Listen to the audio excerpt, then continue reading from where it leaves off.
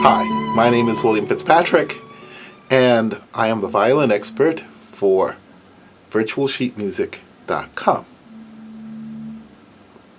Let's keep talking about pitch. Let's keep talking about intonation. We've spoken about one note or patterns within our fingers for one string. Can we take it further than that? Now, I think you see where I'm going with this. For example, let's move it along and talk about a 3-octave scale.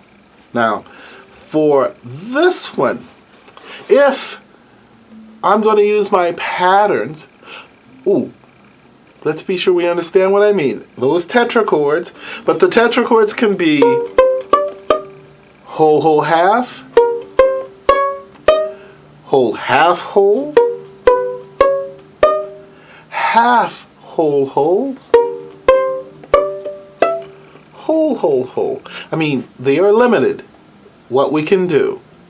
In a very funny way, we can do half, half, half, but that's not very practical with our 4 fingers. Or we could do half, whole, half, which was that harmonic minor scale. Now, what happens if we play a major scale?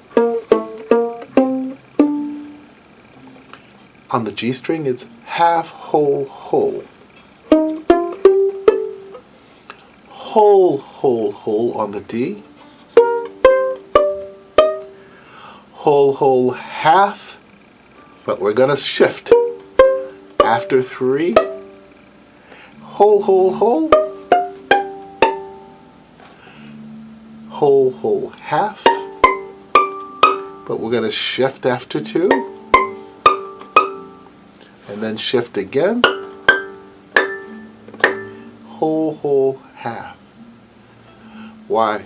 With those tetrachords now, or with the idea of those patterns, we can define a 3-octave scale.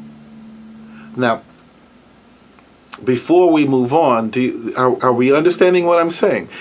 These patterns, if I play a B-flat major scale, what if I want to play B major? It's the same thing. Half, whole, whole. C sharp. D. It's absolutely the same pattern. If I'm doing the same fingering, of course, which I advise my students to do. Now, because of what we just did with tetrachords and bringing them over and they're becoming patterns between our fingers, we now have a better way of understanding how that affects pitch, how that affects our intonation. And we can start to get even closer with our pitch in our pieces. What if I played a E flat and a C? We have a major 6th. But if you look at it with your fingers, it's actually just a whole step. Visually, we're looking at a whole step. So I can sort of dispense with the need to say it's a major 6th, because I know that's a whole step. Or what about I can see it's a half step. What we're doing is we're taking that 2-dimensional 1-string idea and projecting it into something which I call 3 dimensions. We're looking at it across the board. In other words, if I wanted to play an E flat and a G on the E string, why, it's a whole step. Or it's a half step. I can start to see the relationships from one string to another. Not only can I do that, but let's say I wanted to play an A, a G, and a C. If I play them,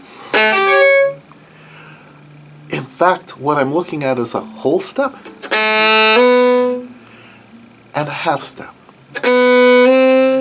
My pattern is whole step, half step.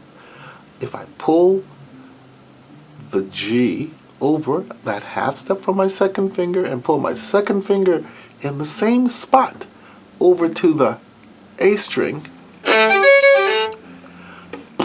I have that pattern.